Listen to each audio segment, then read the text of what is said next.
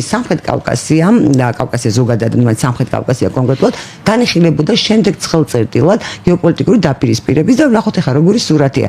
საქართველოში არის ორი კონფლიქტური რეგიონი, არის შიდა სიტუაცია, ვხედავთ ხო, საპროტესტო აქცია ხა დიდი მუხტია, მცირე მუხტია. ეს ყოველ შემთხვევაში არყევს, რა თქმა უნდა, სახელმწიფოს და ყოველთვის არის შესაძლებელი, რომ ამ ნაპერწკლიდან რაღაცა ძალიან დიდი ცეცხლი აგიზგიზდეს. სომხეთსა და აზერბაიჯანს შორის ყარაბაღის საკითხი კი ვითომ გადაწყდა, მაგრამ საბოლოოდ ეს არ არის მოგვარებული, იმიტომ რომ სომხეთი რაღაცა მოძრაობებს აკეთებს იქით ევრაზიულ კავშირშია, ბრიქსის შეხვედრებზე დადის, ევროკავშირში გაწევრიანების გადაწყვეტილება მიიღო. თურქეთში ვხედავთ როგორი სიტუაცია და ირანშიც, რომელიც ძალიან შეავიწროვეს სირიაში და სირიაში თავისთავად.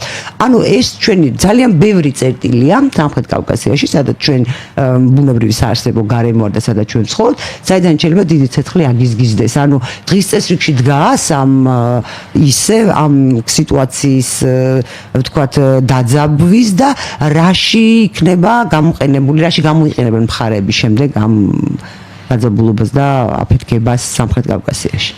Ну, საერთოდ ეგრეა მოწყობილი ეს სივრცე და განსაკუთრებით ჩვენი სივრცე, რომ უამრავი ძალიან ბევრი უпроსორეთ ცხელი წერტილია, რომელთა ესე ვთქვათ აფეთქების, რომელი აფეთქდება როდის, ეს ძალიან სრული საპროგნოზოა.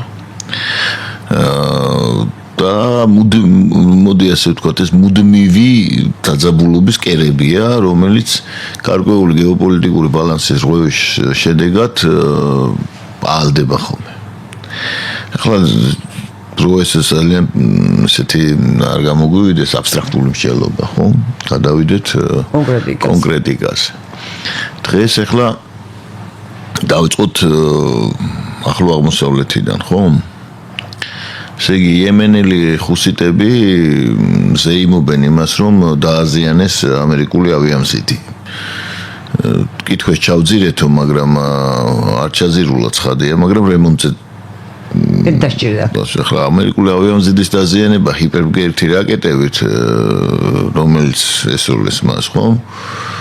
არის ძალიან საინტერესო მოვლენა. ბუნებრივია, რომ ის ჰიპერბგერითი რაკეტები ხუსიტებს არ გაუგეთებიათ.